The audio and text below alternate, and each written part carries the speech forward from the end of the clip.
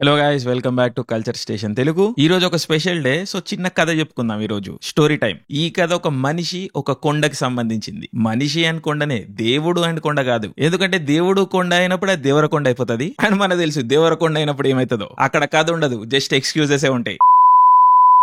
But anyways, ఒక మనిషి ఒక కొండ, ఇది కథ. ఆ మనిషి పేరు సత్యకుమారుడు. అండ్ ఈ కథ ఇంటర్నెట్ లేని టైం కథ. అది ఇంటర్నెట్ లేని కాలం అయినప్పటికీ మన సత్యకుమారుడు మాత్రం ఇంటర్నెట్ కాలం మనిషే. తెలివిపరుడు, మంచోడు, మంచి ఇన్స్టా వర్ది హెయిర్ ఉంటది, పాపులర్, నలుగురిలో ఫేమస్. కానీ మనిషి మనలాగానే లోపల నుంచి డెడ్, డిప్రెస్డ్, అన్ని ఉన్నట్టే ఉంటాయి గానీ ఏదో వెలితి ఎందుకో తెలియదు. పండుకునే ముందు అదో బాధ. సో అట్లనే ఉన్నాడు బాధపడ్డాడు, నడుస్తుంది లైఫ్. బట్ ఎందుకో రోజు సడన్ గా డిసైడ్ అవుతాడు, ఇట్లా నడవద్దు, దీన్ని సెడ్ చేయాలి అని. పుస్తకాలు చదువుడు స్టార్ట్ చేస్తాడు. వాళ్ళ దగ్గర పోతాడు, వీళ్ళ దగ్గర పోతాడు, ఆ బాబా ఈ గురూజీ ఆ గురూజీ అందరి దగ్గర తిరుగుతా ఉంటాడు. ఇన్స్టాగ్రామ్ సెల్ఫ్ డిస్కవరీ లాగా నదుల పొంటి పోతాడు, ఎడార్లకు పోతాడు, అడవుల పొంటి తిరుగుతాడు. కానీ ఏం కాదు. అదే విధంగా ఏ గురువు కూడా ఇంప్రెస్ చేయడు. ఈ గురువులు సత్యకుమారుని యాక్సెప్ట్ చేసిర్రా లేదా అన్నది పాయింట్ కాదు, సత్యకుమారుడే గురువులను యాక్సెప్ట్ చేసిండా లేదా అన్నది పాయింట్. ఒక గురువు ఏమో సోచ్ చెప్తున్నాడు, మాట్లాడుతూనే ఉన్నాడని ఆ గురువుని రిజెక్ట్ చేసిండు. ఇంకొక గురువు ఏమో పైసలు ఎక్కువ అడుగుతుండని చెప్పి ఆ గురువుని క్యాన్సిల్ చేసిండు. ఇంకొక గురువు దగ్గర ఏస్థెటిక్స్ వైబ్స్ నచ్చలేదు. So that guru is also rejected. So సత్యకుమారుడికి తగ్గ గురువే లేడు. సో సత్యకుమారుడు ఒక రోజు ఇట్లనే బేచైన్ గా ఉరుకుతుంటే ఓ పెద్ద ఆయన ఆపడుగుతాడు, ఏంది ఇంత ఆగమవుతున్నావు, ఏంది నీ లొల్లేంది అని. అప్పుడు సత్యకుమారుడు యూజువల్ స్టైల్, నీతోని సోది పెట్టే టైం నాకు లేదు, నేను చాలా ప్రాబ్లంలు ఉన్నా, నాకేం అర్థమైతే లేదు, దానికి సొల్యూషన్ వెతకాలి నేను, అందుకని ఉరుక్కుంటా పోతున్నా అని అంటాడు. దానికి ఆ పెద్ద ఆయన నవ్వుతూ, సత్యకుమారుడు సత్యాన్ని వెతుక్కుంటూ వెళ్తున్నాడు అని చెప్పేసి నవ్వుకుంటూ వెళ్ళిపోతాడు. సత్యకుమారుడు షాక్. ఎస్, సత్యాన్ని వెతుకుతున్న నేను అని రియలైజ్ అవుతాడు. సో వెతికేది సత్యము అని రియలైజ్ అయిండు. కానీ సత్యం ఏ మార్కెట్ లో దొరుకుతుంది, ఏ గురువు దగ్గర దొరుకుతుంది, ఏ బుక్కులు ఉన్నది, ఏ అడవిలో ఏ పండు తింటే దొరుకుతుంది తెలియదు. సో సత్యకుమారుడి ప్రాబ్లమ్ కి ఒక పేరైతే దొరికింది, కానీ ఆ ప్రాసెస్ ఏంటో తెలియలే. సో పాత తెలియనప్పుడు సత్యకుమారుడు ఏం చేస్తాడు, తెలిసిన పనే చేస్తాడు, మల్లాగమవుతాడు, అటు ఇటు ఉరుకుతా ఉంటాడు. సో ఈ ఉరుక్కుంటా సత్యం ఎక్కడ దొరుకుతుంది అని కనిపించిన వాళ్ళందరినీ అడుక్కుంటూ పోతున్నాడు. సో ఇట్లనే ఊర్లు పట్టుకొని పోకుట ఒక ర్యాండమ్ ఊర్లో అవుతాడు. ఆ ఊర్లో మనుషులను కూడా అడుగుతాడు, ఇక్కడ సత్యం దొరుకుతుందా, సత్యం ఉంటుందా అని. అప్పుడు ఆ ఊర్లో ఒకడు వేపపుల్ల నములుకుంటా, ఆ కొండ మీద దొరుకుతుంది పోవయ్యా అంటాడు. మన సత్యకుమారుడు ఫుల్ హ్యాపీస్, ఫైనల్ గా సత్యం దొరుకుతుంది నాకు అని. కానీ వెనకాలకు తిరిగి కొండ చూస్తే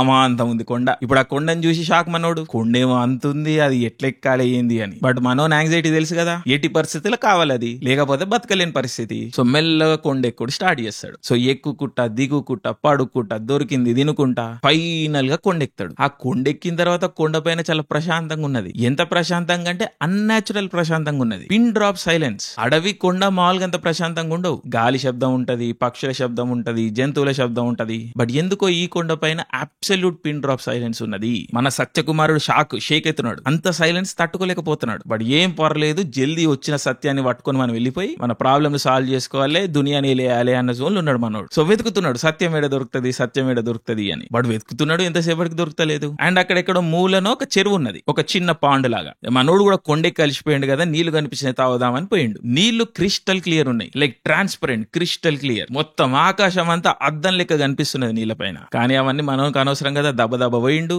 అటు ఇటు వాటర్ని డిస్టర్బ్ చేసి గడగడ నీళ్లు తాగిండు. దాహం తీరింది, బాడీ టైర్డ్ అయిపోయింది. కొంతసేపు కూర్చుందామని కూర్చున్నాడు. రెస్ట్ తీసుకొని మళ్ళీ అదే ఎనర్జీతో సత్యాన్ని వెతుకుదామని. సో కొంతసేపు అంటే పండుకున్నాడు. కొన్నేళ్లలో పట్టనంత మంచి నిద్ర పట్టింది సత్యకుమారునికి. కానీ తెలుసు కదా, మనోనికి ఎక్కడా నిమ్మలం ఉండదు. సో ఎక్కడ సడన్ గా లైఫ్ లో మిస్ అయిపోతున్నా అని చెప్పి మళ్ళా దన్ను మళ్ళీ లేచిండు. మళ్ళా సత్యాన్ని వెతుకుడు స్టార్ట్ చేసిండు. కానీ ఉన్న జాగకింతనే ఆడ దొరకలే సత్యం. మళ్ళా డిసప్పాయింటెడ్ ఫీల్ అయిండు. సో ఇంకేం చేసేది లేక వచ్చా చెరువు పక్కన కూర్చున్నాడు. గివ్ అప్ ఇచ్చేసిండు, ఇక నాతో కాదు లైఫ్ లా, నేను లైఫ్ మొత్తం ఈ సాడ్నెస్ తోనే ఉంటాను అని చెప్పేసి ఒక రియలైజేషన్ కి వచ్చిండు. సో ఫస్ట్ టైం తన మీద తనకే జాలేసింది. తను ఒక లూజర్, ఒక సాడ్ లూజర్ అని యాక్సెప్ట్ చేసిండు. అండ్ మెల్లగా అదే విధంగా చెరువులకు చూడడం స్టార్ట్ చేసిండు. తన రిఫ్లెక్షన్ తనకే కనిపిస్తున్నది. ఇంకా జాలి ఎక్కువైంది, దుఃఖం వస్తున్నది. ఏడ్చుడు స్టార్ట్ చేసిండు. ఏడుస్తూనే ఉన్నాడు, కొన్ని రోజులు ఏడ్చిండు. కన్నీళ్లు ఆగకుండా కారుతూనే ఉన్నాయి. ఇంకొక పాయింట్ లో రానికి కన్నీళ్లు కూడా లేవు. సో కన్నీళ్లు కూడా ఎండిపోయినాయి నా బతుక్కి అని అట్లనే కూర్చున్నాడు. తన ముఖం తను చూసుకుంటూ అట్లనే ఉండిపోయిండు. బట్ సడన్ గా ఏదో షిఫ్ట్ అవడం స్టార్ట్ అయింది. ఆ రిఫ్లెక్షన్ అట్లనే ఉన్నది, తను అట్లనే ఉన్నాడు. కానీ మెల్లగా ఏదో మారడం స్టార్ట్ అయింది. తనని తాను చూసుకోవడం మొదలు పెట్టిండు. తను చేసిన తప్పులన్నీ లిస్ట్ అవ్వడం స్టార్ట్ అయినాయి. ఏ విధంగా ఈగో కోసం తను జనాలను కరెక్ట్ చేసేటోడు, తనని తాను చాలా స్మార్ట్ అని నిరూపించుకునే ప్రయత్నం చేసేటోడు ప్రతి సిచ్యువేషన్ లో, అది కనబడడం స్టార్ట్ అయింది. భయాన్ని కప్పిపుచ్చుకోవడానికి ఏ విధంగా సర్కాజం వాడేటోడు, తన ఓన్ ఇన్సెక్యూరిటీ ఫేస్ చేయలేక ఏ విధంగా జనాలను అటాక్ చేసేటోడు, జనాలు నన్ను మెచ్చుకోవాలి, నన్ను పొగడాలి, నన్ను అందగాడనాలి, దీనికోసం లైఫ్ లో ఎన్నెన్ని పనులు చేసేటోడు. ఇవన్నీ ఒక్కసారిగా కళ్ళ ముందు నిలబడ్డాయి. అవన్నీ తనని ఇట్లా గుచ్చడం స్టార్ట్ చేసినాయి. భరించలేకపోయిండు. ఇంత ఫాల్తుగా అన్నా నేను, ఇంత ఇన్సెక్యూరిటీ ఉందా నా లోపల, అసలు ఏ పాయింట్ లో కూడా నేను బతికిన్నా, అసలు నేను బతకనే లేదు ఈ రోజు వరకు అన్న ఒక రియాలిటీ హిట్ అయింది. షాక్ లకి వెళ్ళిపోయిండు, ట్రామాలకు వెళ్ళిపోయిండు. బట్ ఆ రిఫ్లెక్షన్ ని చూడడం మాత్రం ఆపలేదు, తనని తాను చూసుకోవడం మాత్రం ఆపలేదు. సో చూస్తున్నాడు, అట్లనే చూస్తున్నాడు చూస్తున్నాడు చూస్తున్నాడు. సడన్ గా హిట్ అయింది. ఏం హిట్ అయింది? సైలెన్స్ హిట్ అయింది.